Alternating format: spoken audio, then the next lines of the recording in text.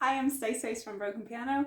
I'm going to talk to you a little bit about one of my songwriting techniques today. I use a few different approaches, but this is the more tech-based one, which is really interesting. I think it incorporates loads of weird noises and stuff. So I've just done an update on my Mac and I'm really scared that I've broken it. We'll see how it goes.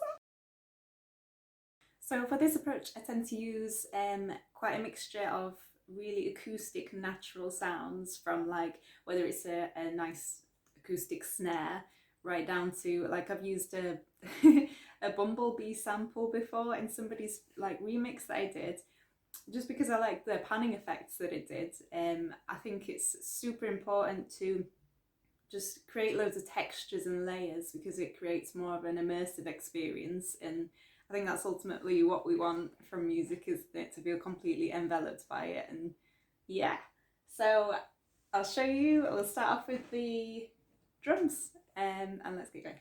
Cool. So I've loaded up a basic kick, snare and hi-hat. I nearly always go for an 808 or a 909 bass kick drum because I'm predictable like that. But for this one, it's nice and subby.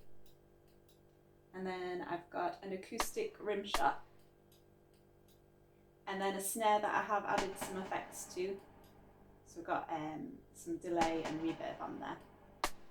And that just layers those two up. And then I have just a little electronic sounding hi-hat there. And I've just built up this rhythm.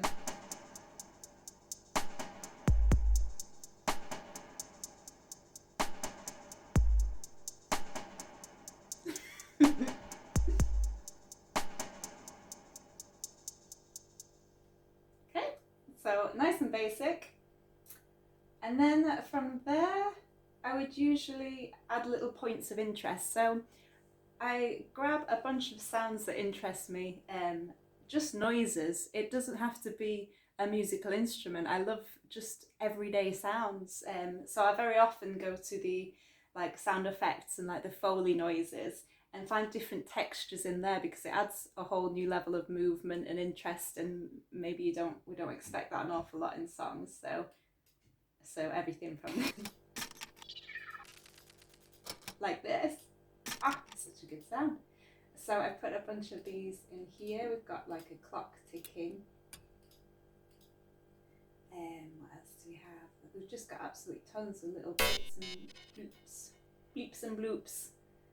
And I just add those in. Ah, that's amazing. I love it. So let's listen to it there with these extra bits in.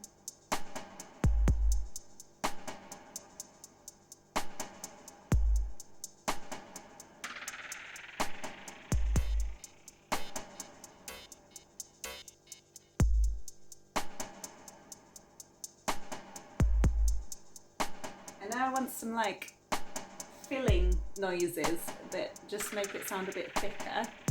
Again, it doesn't have to be really instrumental, it can just be sounds.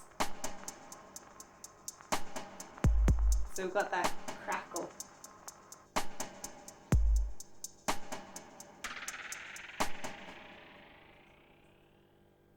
So next what I would do is grab a really dirty synth bass sound. I usually use quite a lot of sawtooth synth sounds for this, and just smash them up and make them sound as nasty as possible, and just write quite a simple basic bass line to groove in with that.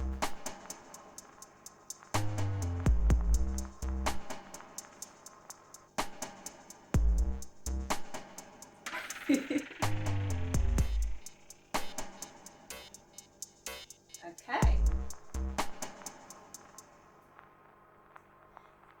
So next I just want to add a bit more filling for the melody, just to make it a bit more interesting on there. So we're going to put these few, just more movement, some nice pad sounds in there as well. Okay, so we have the kick, snare, hi-hat that start with the basics, and then I add in some interesting noises to add movement, and then I add some pad sounds and things to just add a bit of filler, and then I do my bass line with a gnarly bass. Beautiful.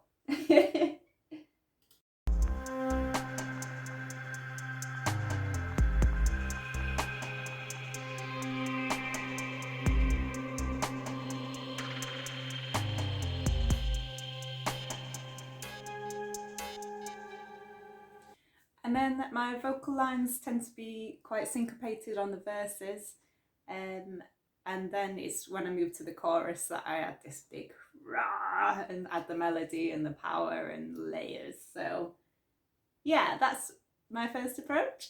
I hope you've enjoyed listening. I might do some more. This is just like a snippet to see what you think of it and to see if this works, because this is an unusual setup for me. So we'll see. Fingers crossed. Thank you for watching. Bye!